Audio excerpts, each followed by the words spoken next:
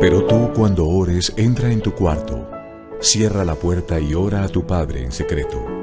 Y tu Padre que ve lo que haces en secreto te dará tu premio. Mateo capítulo 6, versículo 6. La Comunidad Cristiana de Crecimiento Integral y su pastor Jairo Cruz te invitan a escuchar el Manual del Maestro, la instrucción de vida. Hay cosas que te encantaría oír y que nunca escucharás de la persona que te gustaría que te las dijera. Pero no seas tan sordo como para no oírlas de aquel que las dice desde su corazón. Una frase más de la Madre Teresa de Calcuta que nos enseña definitivamente tantas verdades que en su vida y en su experiencia espiritual y de trabajo comunitario hizo.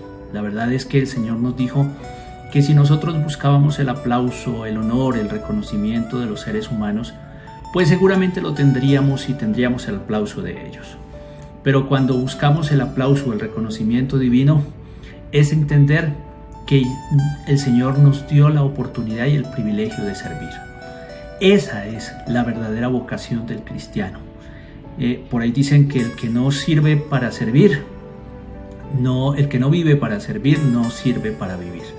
Entonces, la Madre Teresa de Calcuta nos está diciendo que más bien busquemos la gratitud en aquellas personas que nos lo van a decir de todo corazón. Y esta es una buena oportunidad para decirnos a nosotros mismos que si hacemos algo y hacemos el bien, esperemos es que Dios, al que realmente le servimos, esté satisfecho con lo que estamos haciendo. Hola, muy buenas noches, un gusto estar con ustedes, disfrutar una vez más de este tiempo devocional que el Señor nos regala todos los días de pandemia, de cuarentena. Hemos estado aquí desde las 8 de la noche buscando el rostro de Dios, orando por la situación que estamos viviendo a nivel mundial y rogándole al Señor que nos ayude a superar estos momentos difíciles. Es bien sabido por todos nosotros que Colombia está con uno de los niveles de contagio más alto del mundo, pero también es bien sabido que el Señor está con nosotros y vamos a lograr superar estos momentos. Estos momentos pasarán, estas circunstancias que vivimos las vamos a superar y en la misericordia de nuestro buen Dios vamos a estar bien. No nos afanemos más que de hacer las cosas como se deben hacer, ¿no? Estos son momentos de muchísimo cuidado. Si tiene que salir, pues hágalo con todas las debidas precauciones que se deben tener, confiando en Dios y haciendo la vida, porque tenemos que hacerla, ¿no? No podemos vivir en medio de una sociedad que nos aterra y llena de miedo. También recordemos que el Señor dijo: yo estaré con ustedes todos los días hasta el fin del mundo. Oramos, nos convencemos que Él está con nosotros y salimos adelante a hacer la vida. Quiero orar en esta noche, además de orar por la casa suya, por su hogar, por su familia, por los que están alrededor suyo. También oramos por algunas personas que nos han escrito al WhatsApp de nuestra comunidad y también nos piden oración por protección, por salud, por diferentes situaciones que vivimos como seres humanos. Pues lo hacemos con todo el amor y luego estas personas y estas peticiones las pasamos a nuestro grupo de oración y de intercesión para que estén clamando a favor de estas personas, que el Señor en su misericordia les dé la estrategia de salir adelante. No nos olvidemos que la oración del Padre Nuestro nos dice: Señor, ayúdanos a hacer tu voluntad realmente. Cuando oramos no le torcemos el brazo a Dios. Cuando oramos le decimos: Señor, ayúdanos a entender tu voluntad y a alinearnos de acuerdo a tu voluntad. Oramos entonces en este día por Marta Patricia Rodríguez, por Lucía Moreno, por familia García Moreno, por Sandra Ortega, por Juliana Páez, por Oscar Beltrán, por Livia Vaquero, por Beatriz Montoya, por Derly Yesenia. Oramos por José Pérez también. Un saludo a todos ellos y nuestra oración de lo más profundo de nuestro corazón. Y también por la familia Avellaneda Leiva, Alba Rodríguez, la familia Fumero Rivas y todas las personas que están allí en el hospital de Suacha, el Mario Gaitán Yanguas. Oramos por ellos, porque el Señor les ayude, les proteja en estos momentos de dificultad. les esté acompañando en esta travesía de ser los que le ponen el pecho a la brisa, los que están atendiendo urgencias de toda índole que salen todos los días, y aparte de eso, pues urgencias frente a este COVID-19 que en Colombia pues ha tenido una fuerte repercusión, pero como les dije, vamos a orar y a pedirle al buen Dios que nos acompañe y nos ayude en estas circunstancias que estamos viviendo. Les invito a cerrar sus ojos. Desconéctese de cualquier otra cosa. Son momentos de encuentro con Dios, una cita con el Señor, una buena cita con Dios, donde oramos, donde estamos en su presencia y donde le pedimos que nos ayude, que nos bendiga, que su misericordia se haga real entre nosotros. Cierre sus ojos y digámosle al Señor que venimos a Él para adorarlo y para acogernos en su misericordia, porque Él es nuestro buen Dios. Padre Celestial, en este día te damos gracias por la oportunidad de encontrarnos contigo. Ha sido un día de labores, de estudio, de universidad, de colegio, de trabajo, de negocios. Ha sido un día de salir adelante, Señor. Algunos regresan a casa agradecidos, contentos porque la vida fue buena en ese día, otros no tanto. Pero en fin, todos nos encontramos en este espacio devocional para decirte que te amamos y que estamos tomados de tu mano derecha y que para nosotros eso es garantía de que saldremos adelante. Bendice a tus hijos y a tus hijas. Hoy oro por cada persona que desde sus hogares nos está siguiendo, nos está viendo. Tú sabes qué necesidades tienen, Señor. Necesidades espirituales, necesidades físicas, necesidades materiales, Señor, necesidades existenciales. Bueno, tantas necesidades que hay alrededor nuestro, que por eso venimos ante tu presencia, buen Dios, sabiendo que eres tú nuestra fortaleza, que eres tú nuestro Redentor, nuestro Rey, la roca inconmovible de los siglos. Te amamos, buen Dios, y te adoramos. Y en este día, con todo el corazón, te presentamos nuestra casa y nuestras vidas, pidiéndote, Señor, que nos ayudes, que nos acompañes siempre, que nos fortalezcas y nos des ánimo para superar estos momentos de pandemia y de dificultad, a lo mejor para algunos de desempleo, de enfermedad, de crisis, de problemas casi psicológicos que vivimos en nuestros hogares y por la angustia de lo económico, la angustia del trabajo, de la universidad, bueno, tantas cosas, pero aquí venimos a rogarte que nos ayudes.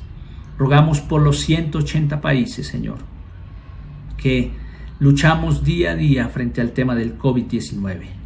Da la sabiduría necesaria a los gobernantes para que podamos salir adelante y tu bondad y tu misericordia sea sobremanera grande.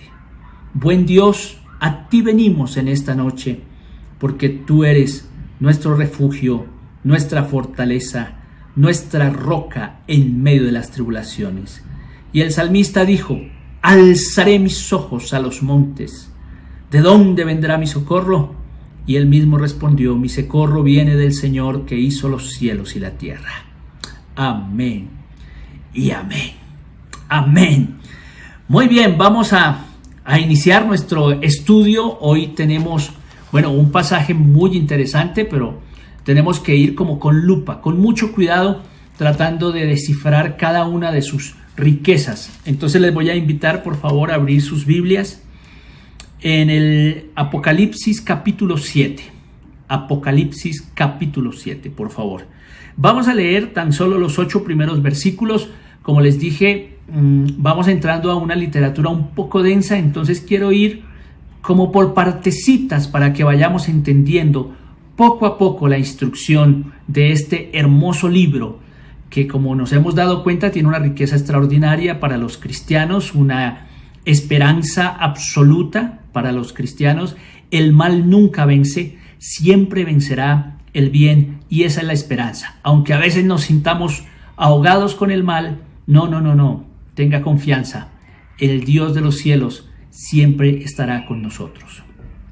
Apocalipsis capítulo 7, versículos del 1 en adelante. Después de esto vi 4 ángeles que estaban en pie sobre los 4 puntos cardinales, deteniendo los 4 vientos para que no soplaran sobre la tierra, ni sobre el mar, ni sobre ningún árbol. También vi otro ángel que venía del oriente y que tenía el sello del Dios viviente. Este ángel gritó con fuerte voz a los otros 4 que habían recibido poder para hacer daño a la tierra y al mar.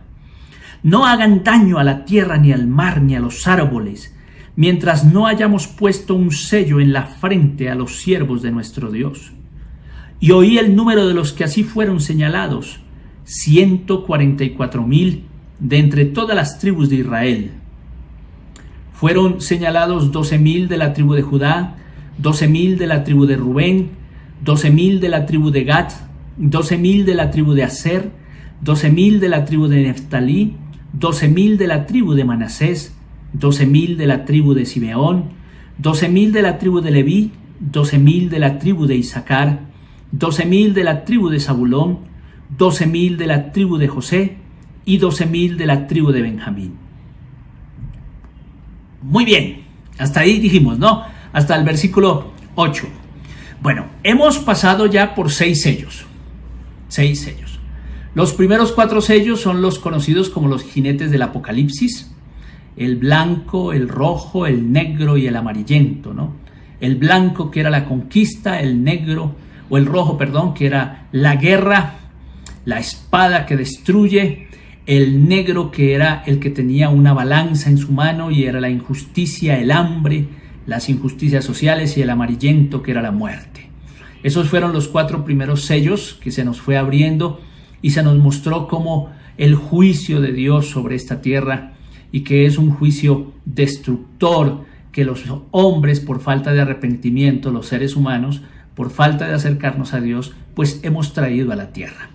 Luego el 5.º sello nos habló sobre el clamor de los mártires que están en un altar degollados, y antier analizábamos que el altar era un lugar muy propicio y que todo lo que había en el altar pues era un símbolo de adoración a Dios. Estas personas que fueron mártires por causa de la palabra de Dios son una ofrenda a Dios, una ofrenda grata delante del Señor.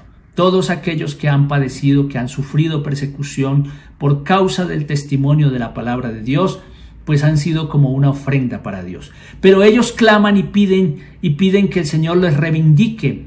Entonces ahí aparece el gran amor de Dios, diciéndoles que no puede ser así todavía, que todavía hay que seguir haciendo la tarea para que otros los conozcan, y que no se ha completado el número de todos los sacrificados que van a ser rendidos en altar y en adoración al Señor. Y allí aparece el 6.º sello, un 6.º sello cataclísmico, un 6.º sello donde el cosmos se cae, donde la luna queda roja, donde el sol queda ennegrecido, donde las estrellas se derrumban, donde el cielo es enrollado, bueno, toda una cantidad de cosas de las que nos está hablando del terrible juicio de Dios y el día del Señor. Y todos huyen, todas las clases sociales huyen, porque cada uno ha pecado. Huyen los altos jerarcas, huyen los poderosos, huyen los adinerados, huyen los gobiernos, huyen los reyes de delante del Señor, huyen los esclavos. Todos se esconden, y termina con una tremenda pregunta frente al juicio de Dios, y que se esconden del que está sentado en el trono y del cordero que está de pie junto al trono. Y entonces ellos dicen: ¿quién podrá resistir? ¿Quién podrá resistir? Bueno, el capítulo 7 que acabamos de leer, los primeros 8 versículos, nos empieza diciendo que hay como un intermedio, porque no nos olvidemos que son 7 sellos y hasta este momento se nos ha descifrado el significado de 6 sellos. Uno pensaría que en la lectura vendría el 7.º sello, pues no, la lectura nos hace como un intermedio entre el 6.º y el 7.º sello, para hablarnos de la salvación de los elegidos. Es como una visión anticipada de la salvación. Más adelante en el capítulo 21 y 22 del Apocalipsis seguramente lo vamos a ver con un énfasis extraordinario, pero aquí hay como un anticipo de esa salvación. Entonces vamos a ir por pedacitos descubriendo un poco lo que este intermedio nos va a decir. Dice el capítulo 7 los 3 primeros versículos, que después de esto, ¿qué significa después de esto? Pues de lo que acabamos de decir, del cataclismo del sexto sello. Y la última pregunta, ¿quién podrá resistir la ira del que está sentado en el trono y del Cordero? ¿Quién podrá resistir la ira del Cordero? Que hablamos ayer que es una ira un poco extraña porque no nos concebimos un cordero violento, un cordero airado, y concluimos que era una ira del amor para aquellos que estaban padeciendo semejante persecución. Luego dice entonces que hay 4 ángeles que estaban en pie sobre los 4 puntos cardinales, deteniendo los 4 vientos para que no soplaran sobre la tierra, ni sobre el mar, ni sobre ningún árbol. También vi otro ángel que venía del oriente y que tenía el sello del Dios viviente. Este ángel gritó con fuerte voz a los otros 4 que habían recibido poder para hacer daño a la tierra y al mar. No hagan daño a la tierra, ni al mar, ni a los árboles, mientras no hayamos puesto un sello en la frente a los siervos de nuestro Dios. Bueno, pues muy bien. Entonces, para entender esta visión tenemos que ponernos en el contexto de Juan. No, recuerden que un texto es producto de su contexto. Y para ellos, en esa época, que estamos hablando muchos años atrás, 2000 y pico de años atrás, estamos diciendo que la tierra era plana. Bueno, por lo menos 1900, casi 2000 años atrás. Que para ese concepto de la época la tierra era plana y era cuadrada. Así como lo oyen, el concepto de ellos era muy diferente al nuestro.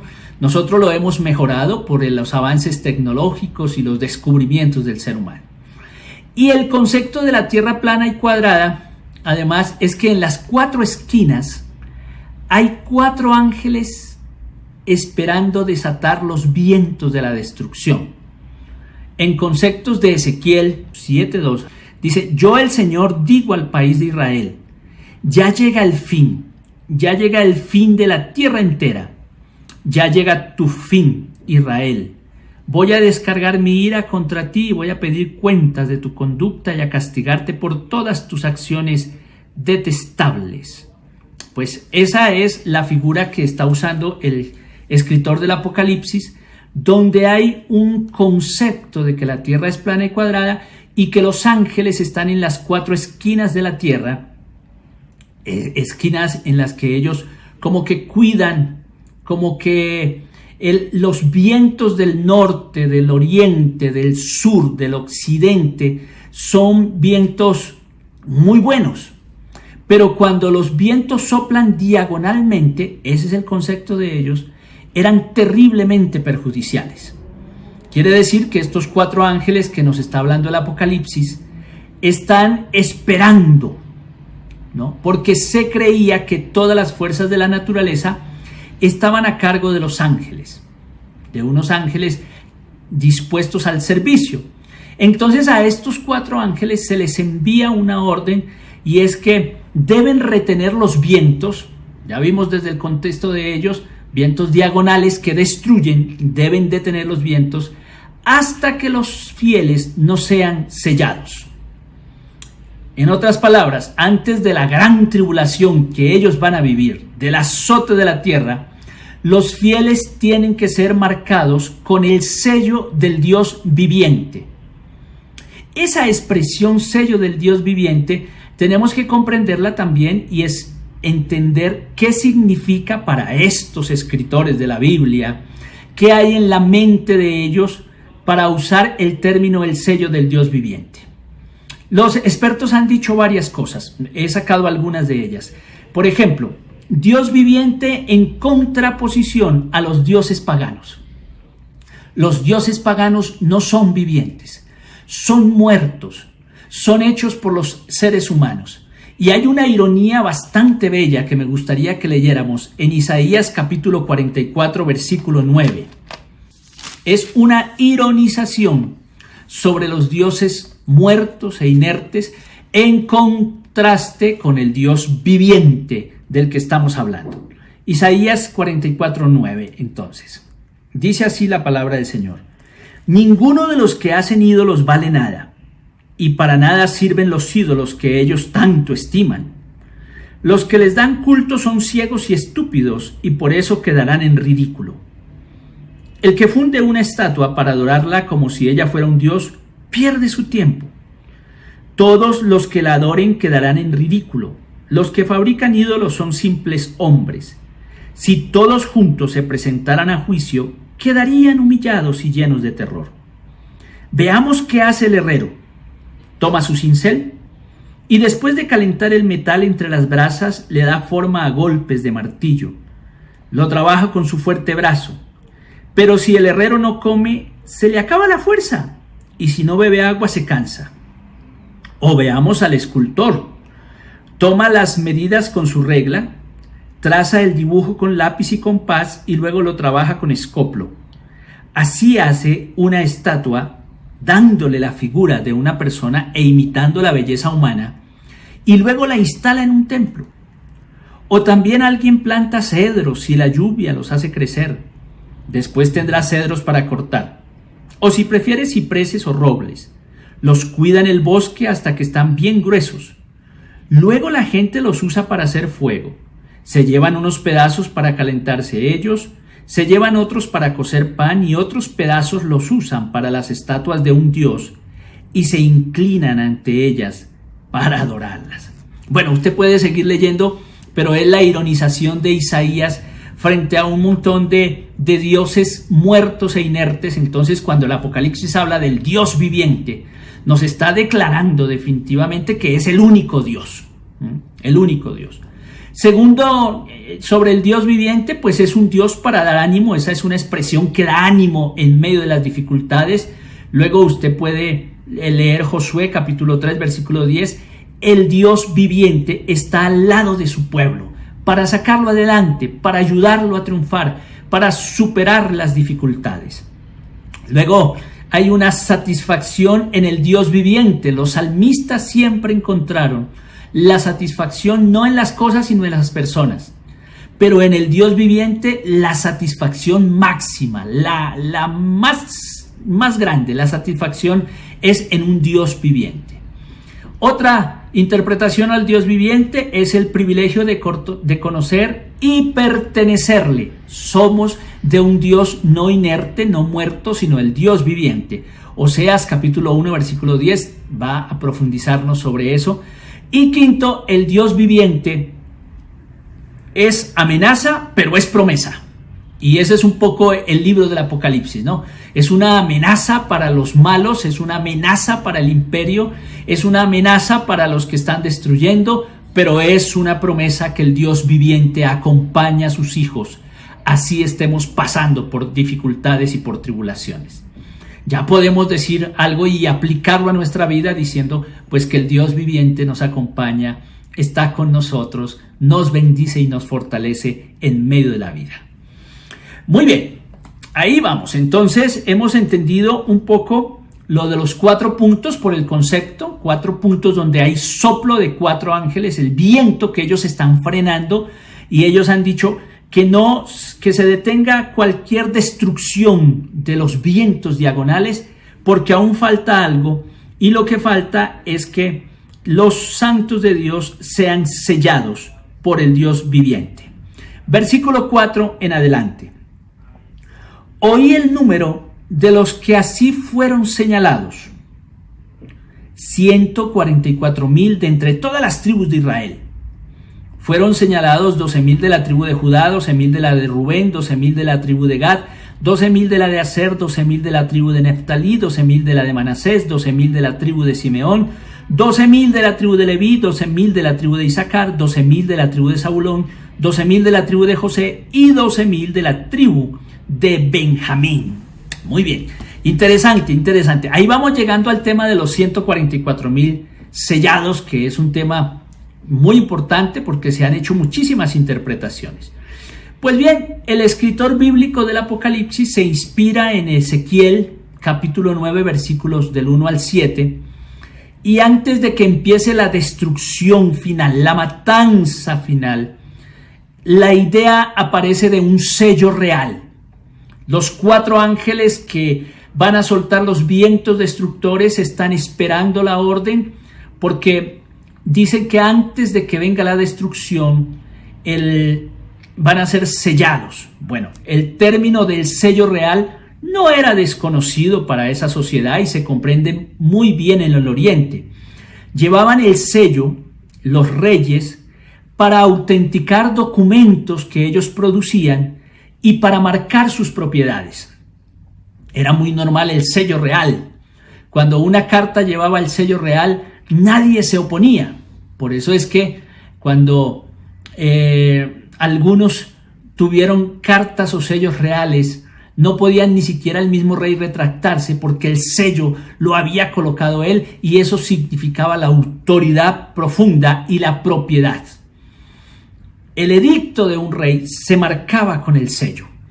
Y bueno, la idea entonces la van a entender ellos y se van a marcar. El sello indica posesión, indica propiedad, origen. Quiere decir que si está hablando de que deben esperar para la destrucción final los que van a ser sellados por el sello del Dios viviente, pues está hablando, ya empezamos a entender que estamos entrando en decir que esas personas que van a ser selladas son propiedad de Dios. Es una señal que pertenecen a Dios y que están bajo su poder y bajo su autoridad. ¿Qué entendía la iglesia primitiva por esto del sello? Los estudiosos nos hablan de 2 cosas que se entienden con respecto al sello. El primero lo entendían a través del bautismo. El bautismo era el sello que había, que ellos, se simbolizaba el bautismo, el sello de Dios, y simbolizaba que habían pasado a ser propiedad de Dios. Por eso nosotros, la iglesia protestante, animamos mucho a las personas que se convierten al Señor Jesucristo a que tengan ese bautismo, porque ese bautismo va a ser un símbolo de que han salido de la propiedad, pues, del mundo, de la carne, de todo eso, a convertirse en propiedad de Dios. La iglesia primitiva así entendía el término sello. Pero en segundo lugar, la iglesia primitiva entendía el término sello como el sello del Espíritu de Dios. Pablo habló muchísimo del sello del Espíritu de Dios. Entonces, desde ese contexto ya vamos entendiendo esto de los sellados, ¿no? Sellados son propiedad de Dios y que Dios está deteniendo el juicio de los 4 vientos de la destrucción de la tierra, porque está sellando a los que son de su propiedad. Y el número de los fieles, pues ya nos ha dicho la palabra que el número de los fieles son de 144,000.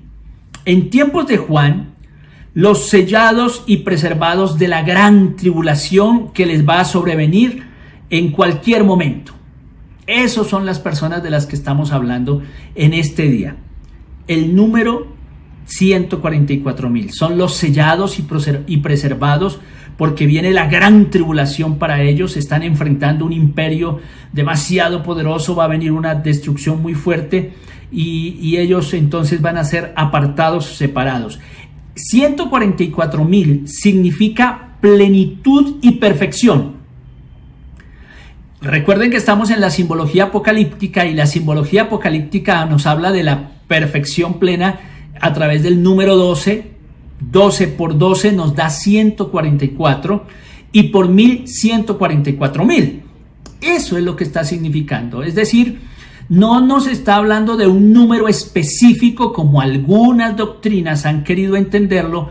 No nos está hablando de un número específico, sino que nos habla de un significado, un simbolismo de ese número. Ese número es plenitud y perfección. 12 por 12 múltiplo, 12 por 12 por 1000. Perfección, plenitud. No un número real. No son 144,000 los sellados. Son salvos por multitudes. Y son salvos de toda lengua, raza y nación.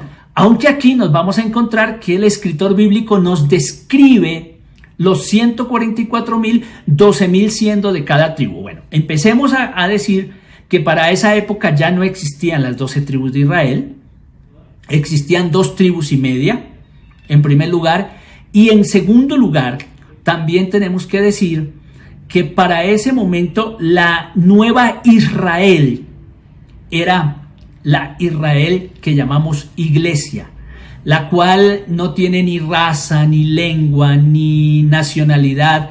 Todos nos caracterizamos por algo y es porque la sangre de Cristo nos ha redimido. Entonces él usa un simbolismo de tiempos antiguos de las 12 tribus para que de ellas salga una perfección, 12,000 de cada una. Pero les quiero decir algo, falta una tribu. Una tribu. El próximo sábado que tenemos nuestro Zoom de respuestas y conferencias, de respuestas y preguntas, me gustaría saber cuál es la tribu que falta, en primer lugar. ¿Y por qué falta una tribu? No se lo voy a decir, pero ese día pues vamos a dialogar sobre esa tribu que falta, la tribu de falta, y por qué falta, ¿sí? Y por cuál fue reemplazada, por decirlo de esa manera. Entonces, recordemos que estos 144,000 sellados no es un número literal, como lo han entendido algunos, no, es un gran número, personas, multitudes de todos los países, de todas las naciones, de todas las lenguas, de todas las razas, que somos los que representamos el nuevo Israel de Dios, el pueblo escogido por Dios. Bueno, creo que es una buena noche para orar y para decirle al Señor que usted y yo queremos ser sellados, que queremos formar parte de ese pueblo, de esos 144,000 sellados, que son pueblo de Dios, un pueblo que no es por raza, sino un pueblo que es por redención a través de Cristo. Cierra tus ojos y pidámosle al Dios viviente que nos selle con su Espíritu. Padre Celestial, muchas gracias por esta noche preciosa, donde vamos aprendiendo los secretos profundos de este hermoso libro del Apocalipsis. Ayúdanos a entendernos, danos la sabiduría del Espíritu para poder entenderlos y para que ellos, al entender este texto hermoso, lo podamos aplicar en nuestra vida y lo podamos hacer vivo en estos tiempos difíciles. Por favor, Señor, bendícenos y séllanos a todos con tu Espíritu Santo. Nos sentimos realmente privilegiados de ser cristianos y de ser tus hijos, porque como vamos viendo, el mal será derrotado y el bien permanecerá para siempre. Amén y amén. Muy bien, muy bien. Ha sido un gusto estar con ustedes. Mañana seguimos en ese intermedio. Recuerden que no hemos llegado al 7º sello. El escritor bíblico nos hizo como una visión anticipada de lo que, como un interludio entre el 6º y 7º sello, una visión anticipada. Y recordemos que en el capítulo 6 se terminó con una expresión: ¿quiénes podrán resistir? Pareciese ser que el 7, el que estamos leyendo, nos dice quiénes pueden resistir esos momentos difíciles, y definitivamente somos los sellados de Dios, del Dios viviente. Dios me les bendiga. Mañana nos vemos y no nos olvidemos de lo que dijo Pablo: nada ni nadie nos puede separar del amor de Dios que es en Cristo Jesús, Señor nuestro. Chao, chao, mil bendiciones. El manual del maestro, la instrucción de vida.